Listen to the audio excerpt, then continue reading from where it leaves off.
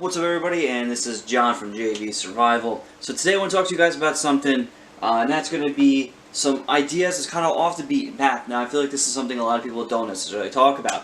So first of all, this is my man cave. If you guys can tell, I have kind of all my stuff set up in here. Some of you may not be able to see, but that's on purpose.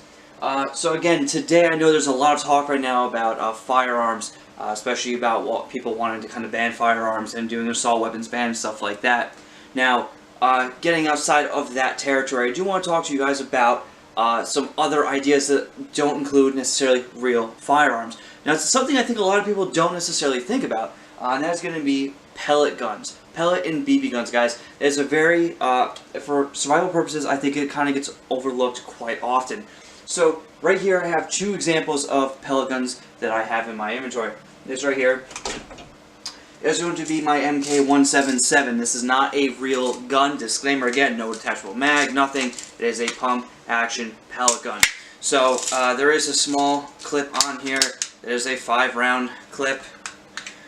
Alright, there's nothing in here. This is clear, guys. Alright, I do have a 2.5 to 10 times scope. It makes it much easier for target acquisition.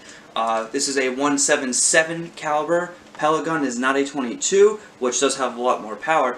But with this gun, I can still take out a lot of small game. Now again, this is something that I think a lot of people don't think about, and this is actually a great resource. Now, if there was ever a, say, off-the-grid scenario, or even if you're just kind of more in a rural area, or even a more suburban area, having a pellet gun to kind of help, you know, get small games. You know, you can kill a few squirrels with this if you need to. You can take out a rabbit.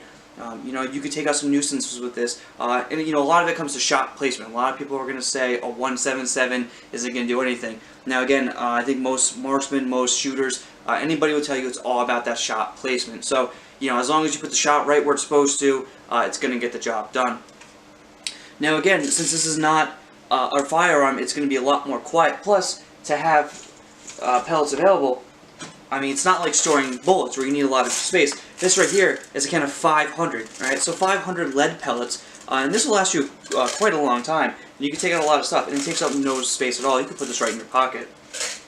Now, for comparison purposes, this right here is a very old one. I believe this was actually my great-grandfather's. This is the same thing. This is a BB pellet gun, all right? It's the same thing, pump action.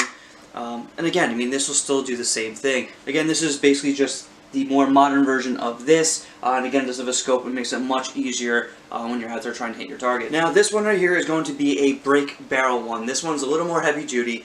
This is also a 177 caliber, again, not a 22, but this is a break barrel. So this one is going to be right around 1,200 feet per second, and as you guys can imagine, this right here will do quite the job.